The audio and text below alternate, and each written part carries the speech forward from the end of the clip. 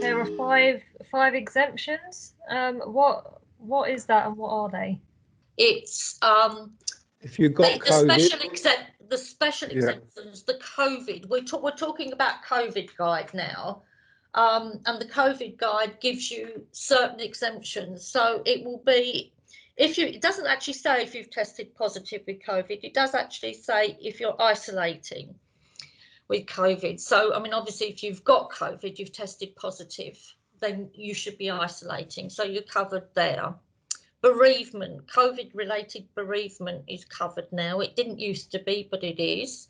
IT failure at the point of submission, inadequate IT, which was quite relevant when we first went into lockdown and everybody was suddenly told to go home and work.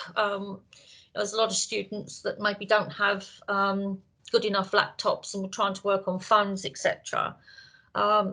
Because you would always use the library, so you always had access to good IT.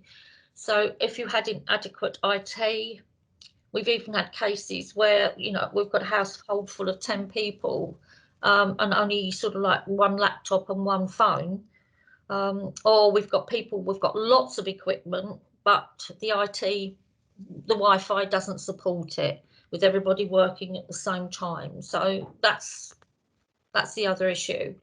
Childcare. And then there's GIP. You can, if you've got a GIP, what we were talking about earlier, Greenwich Inclusion Plan, you can upload your GIP. If you are a key worker, you can upload this document. And if you had childcare issues, you could load that document. There's a possibility now that, in fact, that may not be relevant and it may have to be revamped. Now schools are going back, but it won't happen straight away. Because obviously people have been disadvantaged in the lead up to assessments and possibly take-home tests, etc. Because the kids are only going to be going back on the 8th of March.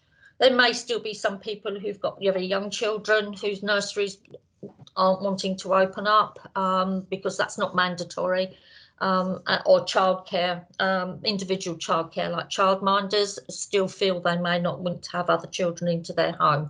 So maybe it'll stay, maybe it won't. But they're the main issues on the COVID guide, as I remember.